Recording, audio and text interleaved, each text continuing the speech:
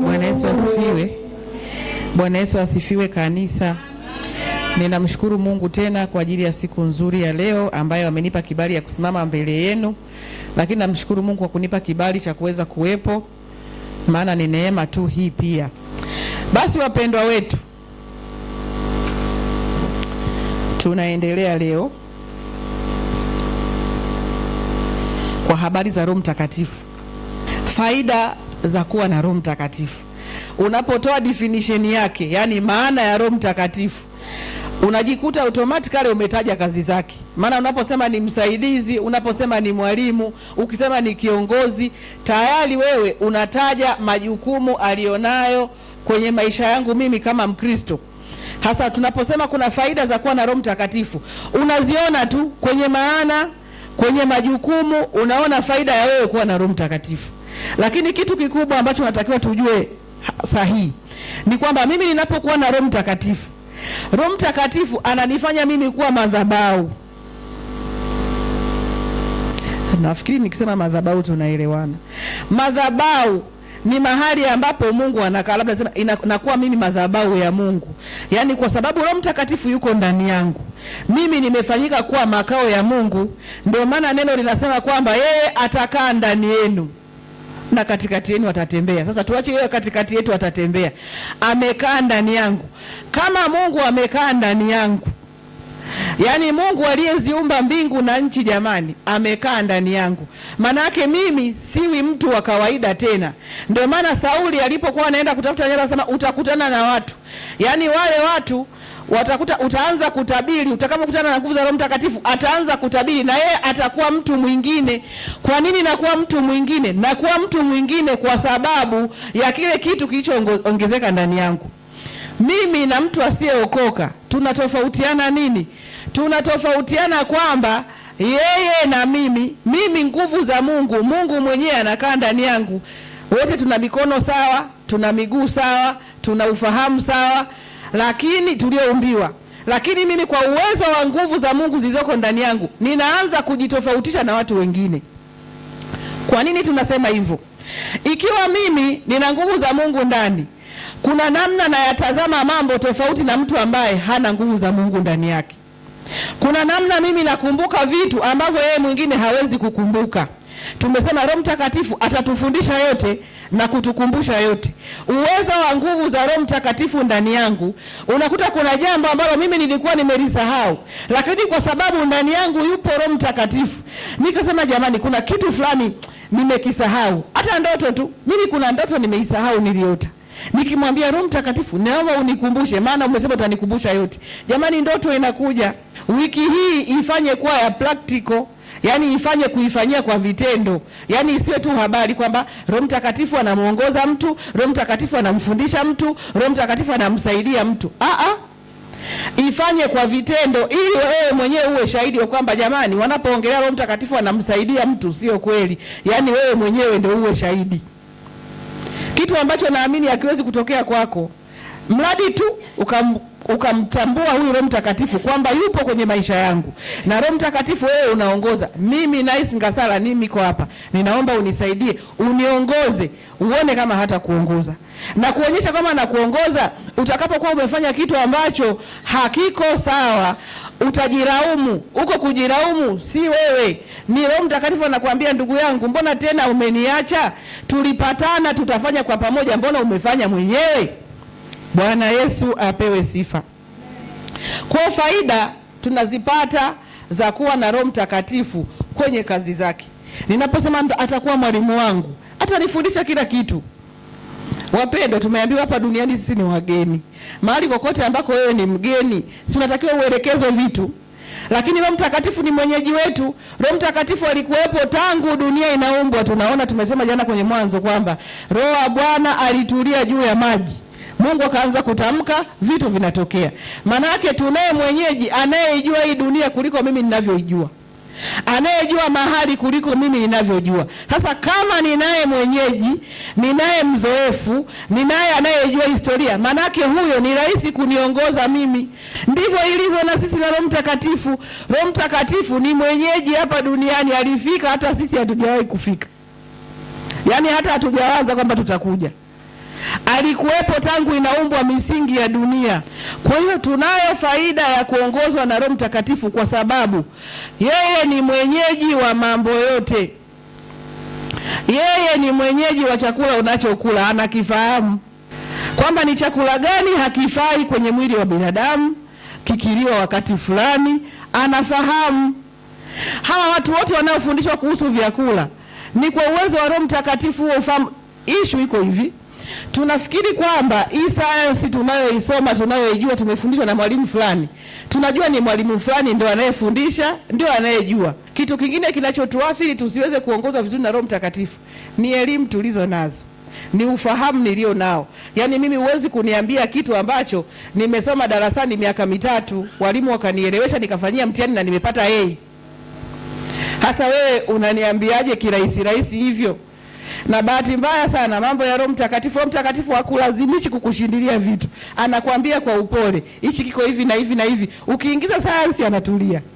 Kwamba kumbe mwenzangu anajua zaidi, hebu tumwache kwanza. Bwana Yesu asifiwe. Bwana Yesu asifiwe kanisa.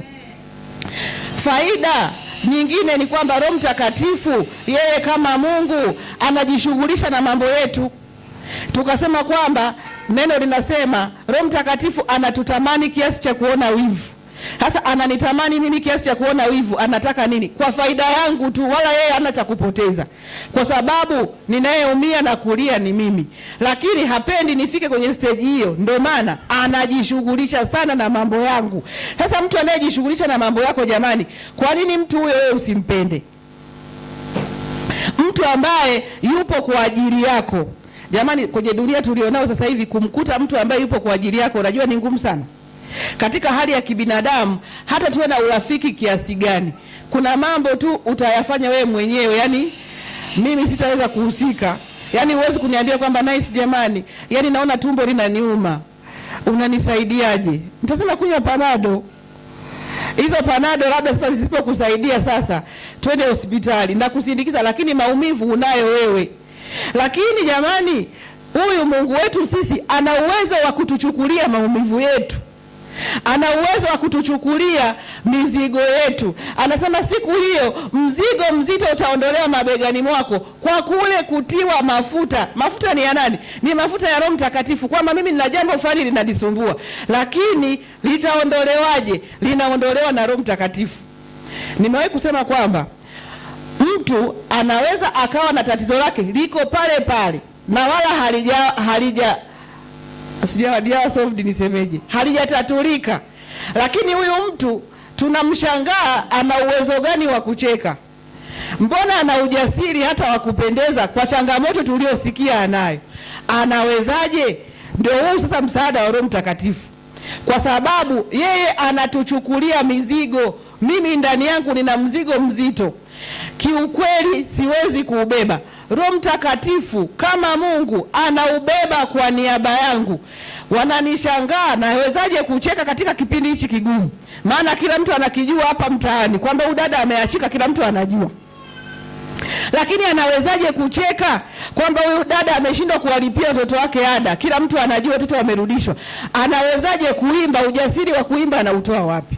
Lakini kumbe ndio nguvu za Roho Mtakatifu. Bwana Yesu apewe sifa. Haleluya. Roho Mtakatifu yeye anakuwa sehemu yako, na ndio maana ninarudia tena, anasema anatutamani kiasi cha kuona wivu. Hatamani mimi nipate changamoto yoyote. Ndio maana anataka anisaidie mimi ninapomshirikisha mambo yangu, nimshirikishe Roho Mtakatifu hili, Roho Mtakatifu hili. Hasa kitu kibaya ni kwamba Roho Mtakatifu hana kielele cha kuchukua jambo la mtu, lakini faida yake ni kwamba yeye unapomshirikisha tu lazima ajihusishe na lile jambo ambalo linakukabili. Hasa hapo kwenye kumshirikisha hapo. Na sio kwamba spendi, yani hata mimi mwenyewe sinapitia hizo changamoto. Sio kwamba spendi, sijui najikutaje, nimeshaanza kuhangaika mpaka nikifikia mahali pa kumshirikisha. Manake wale watu niliofikiria mimi wao ni msaada kwangu wameshindikana. Ndio narudi kwa Mungu. Ndio maana tunasemaga jamani, tunaposema kumtegemea Mungu, mimi namtegemea Mungu, ni kweli wewe unamtegemea Mungu? Yaani ukijikagua kweli unamtegemea Mungu. Tunamtegemea Mungu lakini tukiwa na labda kuna Mungu tumewaweka ndani ya mtu fulani, kwamba mimi namtegemea Mungu lakini hili jambo hebu nimpigie mtu fulani. Haleluya.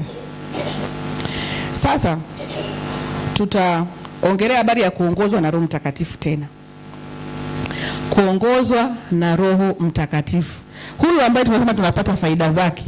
Tunapata faida zake kupitia kazi zake, kupitia maana yake, kupitia tafsiri yake ya Roho Mtakatifu, kupitia jina lake. Sasa wewe anakuongozaje?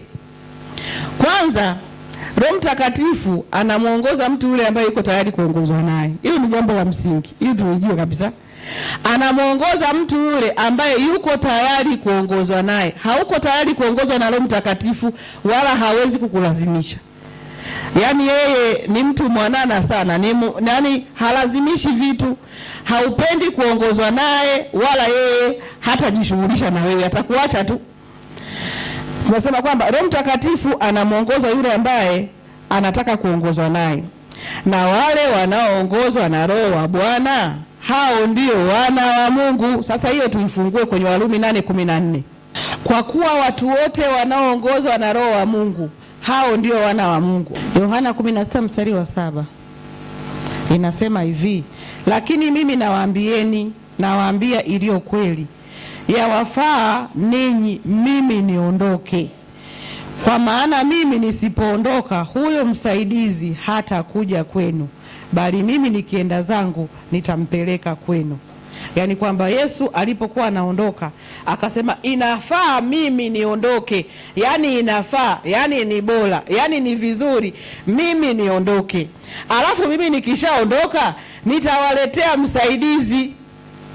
Sasa huyo msaidizi ambaye ndo anakaa kwetu, ndo anakaa ndani yetu ili kutusaidia.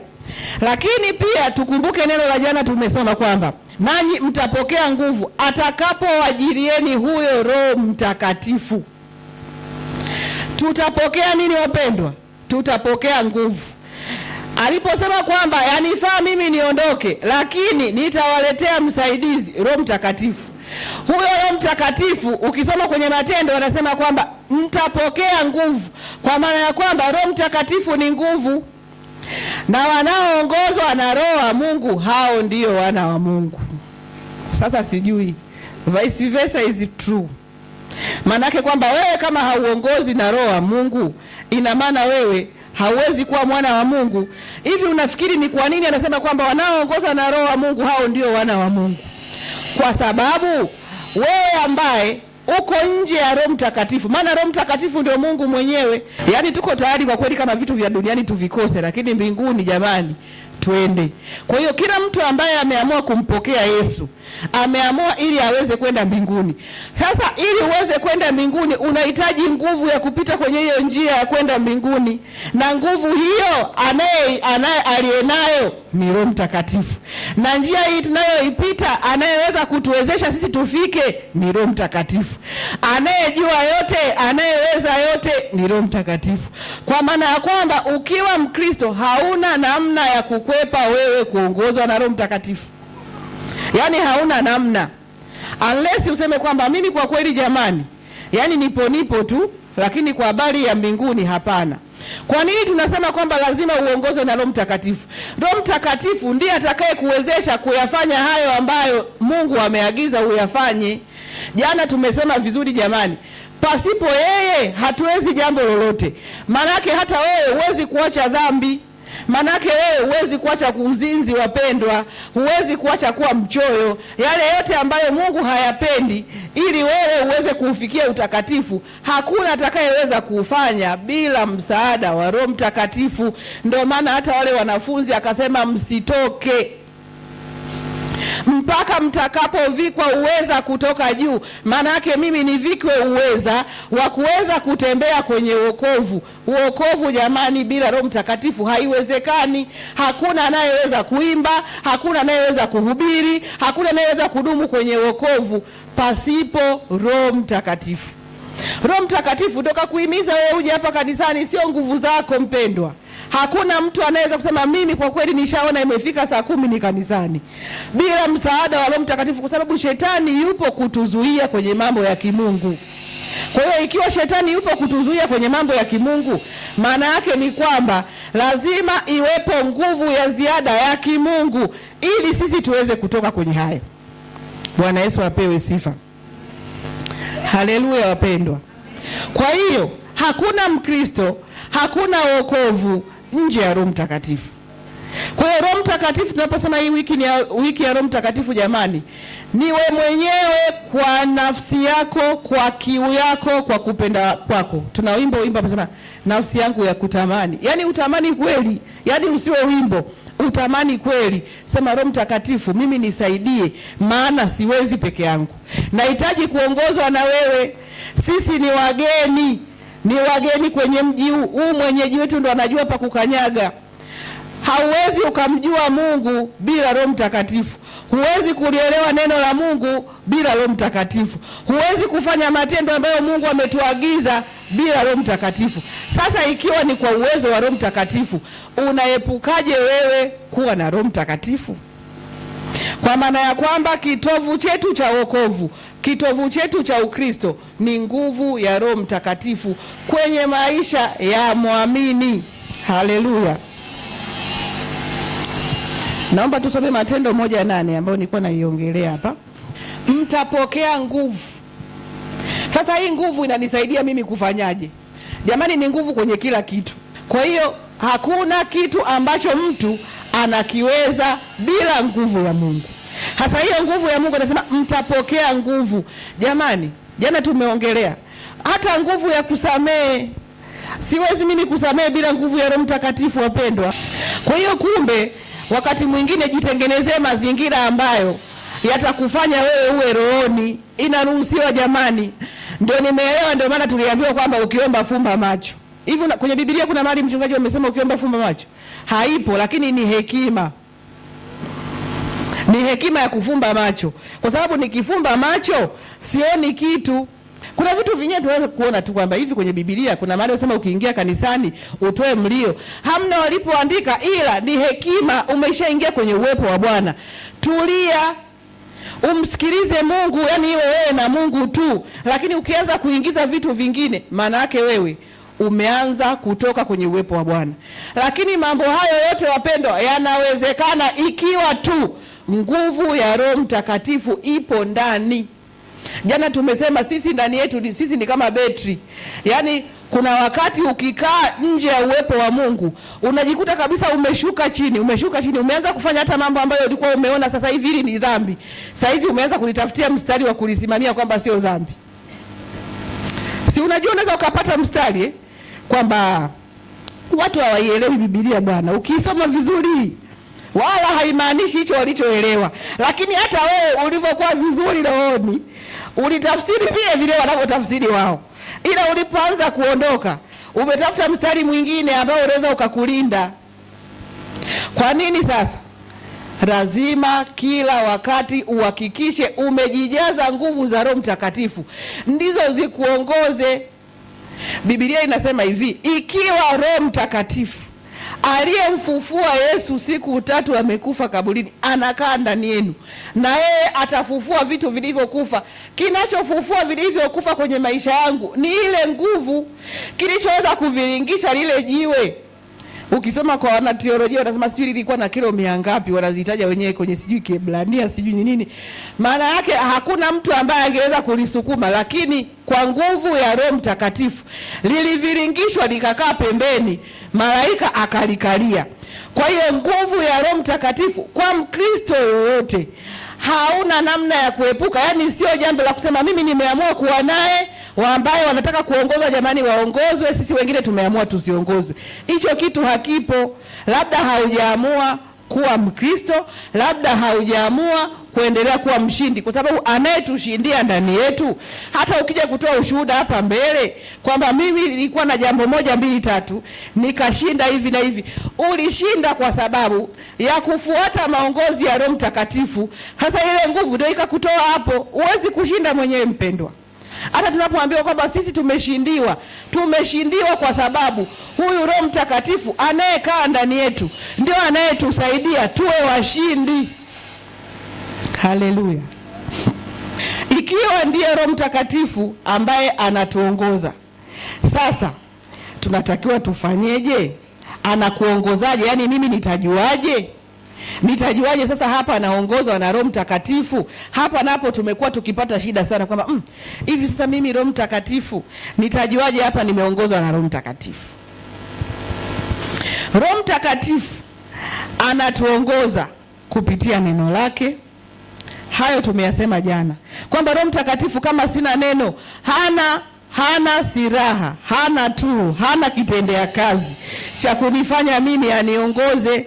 Analichomoa neno lililopo ndani yako, hukuwahi kuliweka, hana namna ya kukusaidia, kwa sababu yeye hana tantalila za huko mtaani kwamba si umesikiaga story. Hanaga hizo story, yeye ana story za kwenye Biblia, kwa sababu Biblia yeye ndo aliyehusika kwenye kuiandika. Kwa hiyo kwenye kila jambo tunalolipitia, hakuna jambo ambalo liko nje ya Biblia. Hilo lazima tulijue, wapendwa. Hakuna jambo ambalo sisi tunalipitia kwenye Biblia halipo.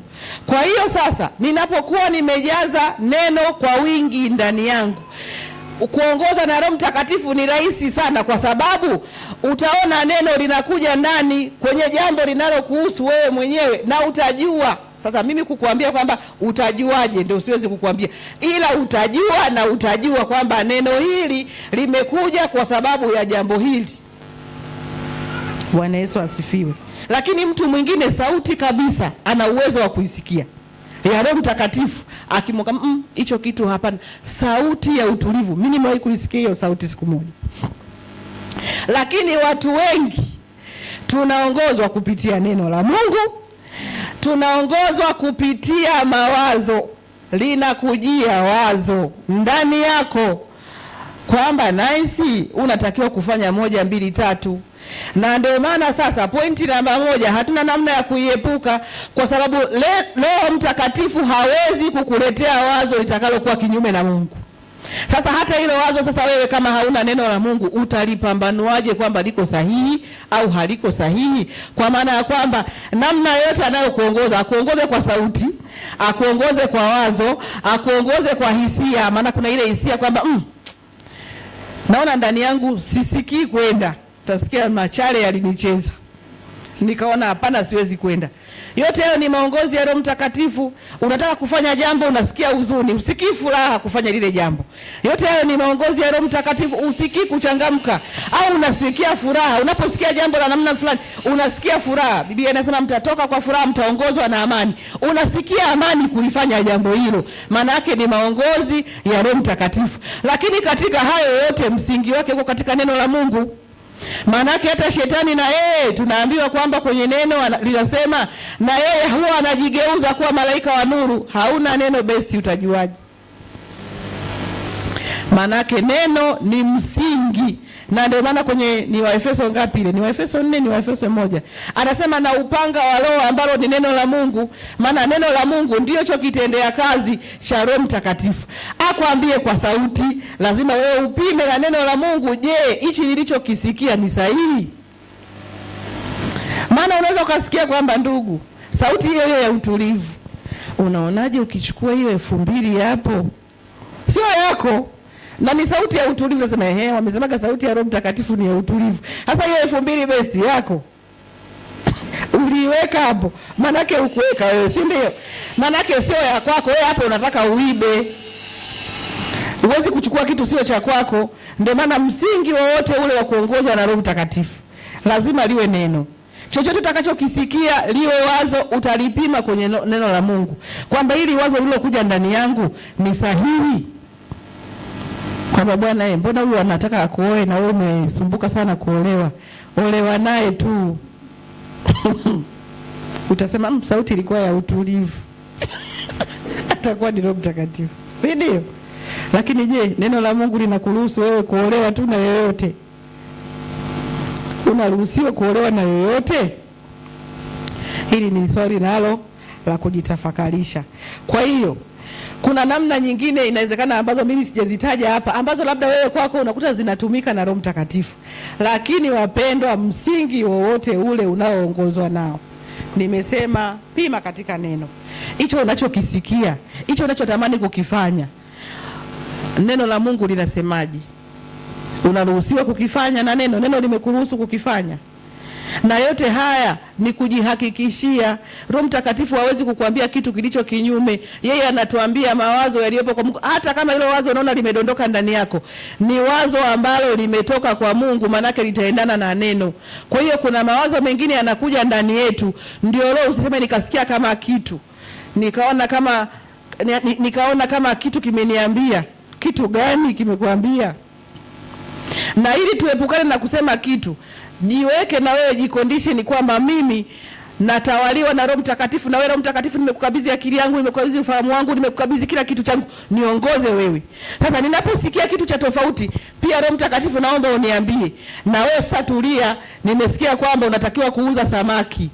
Je, ili wazo Roho Mtakatifu kweli ni la kwako? Kama ni la kwako, jamani, tunaruhusiwa kufanya kama Gideon.